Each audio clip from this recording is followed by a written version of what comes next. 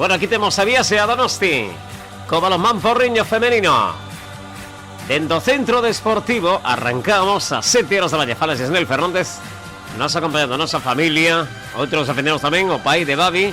E aquí temos xa dentro do autobús camiño xa de Terras Casteláns. Aí temos as da Penas, irmáns Andrea e Alba. Esta última que tivo unha gran actuación. Logo falaremos do partido. Agora vamos ca Viase, deixando atrás xa o porriño. Entramos xa no túnel da Cañiza. Primeiras horas da mañán. Unha que outra néboa, como sempre aí preto da Franqueira. Deixando xa Terras de Verín. Estamos chegando xa os últimos momentos de deixar Galicia. Aquí vamos a entrar na Canda. Aí se ven vostedes como os que coñecen provincia de Zamora. Benvidos a Castela León. Aí están os dous choferes que os graven de que maneira a traveso de cristal de Autocares Iglesias. Flamante autobús, todo hai que decirlo. Ya nos estamos adentrando en Terras de Requejo. Para vai ser a primeira parada dentro de pouco aí, as retas xa innumerables que hai. Camiño aí de Madrid, de Benavente, de Zamora. Primeira parada. Aí reuníamos con seguidores do Sporting Decisión que ian cara ao Calderón e tamén con xente que iba a participar na manifestación de Madrid contra o machismo. Temos algúns dos autobuses, como ven aí de Xixón, a empresa Medina, pero arriba Irizar. Logo pasaríamos por esa fábrica vasca que hai entre Zumarga e Idiazábal, na zona do Goierri. Coñecémolo porque nos fai 5 anos que voltamos a casa, pero 10 anos en Euskadi. Logo pasaremos tamén por onde vivimos os últimos anos que tiñemos a nosa nena Aisea. E aquí estamos xa en Castela, e a autovía que vai dar acceso a Burgos. Bueno, estamos deixando atrás xa Lasarte Oria. Estamos camiño xa de Videvieta. Isto é Andoain. O pobo no cal vivimos 10 anos. E había un partido de fútbol sábado tarde. O equipo de aquí chamase Euskalduna. Bueno, que milita pois como a Primeira Regional Galega.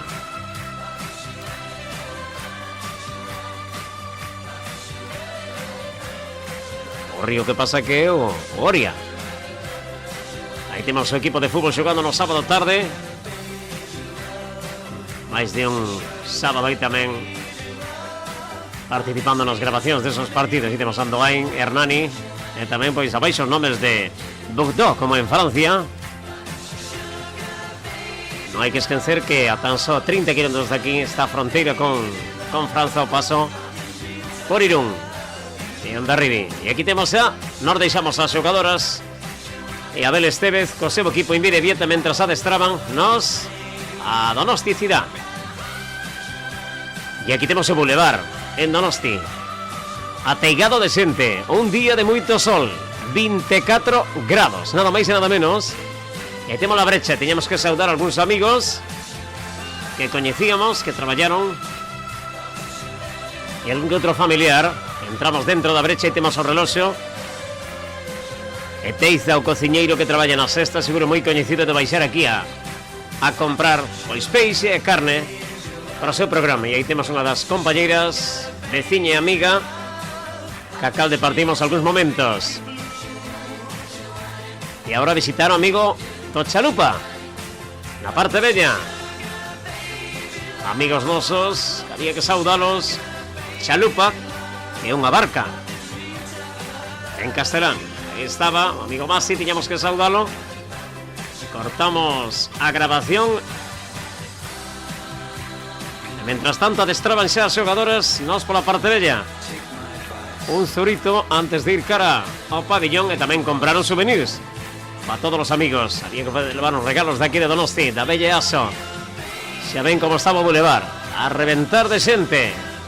Unha pantalla grande, vendo os tempos de outros anos da Biobia San Sebastián, que se corría este domingo. Estamos a piques de chegar ao pabellón. Vamos a deixar a cidade de Donostiarra e vamos a chegarnos a Videvieta. Este preto de aquí 10 minutos en autobús para ver o partido Vera Vera balonmán porriño. Aunque gañaron as donostiarras Estiemos aí a piques, Temos que deixar o templo da Real Sociedade tamén. Malos momentos para este equipo. Ainda se lembraban do 2-3 da pasada fin de semana do Celta de Vigo.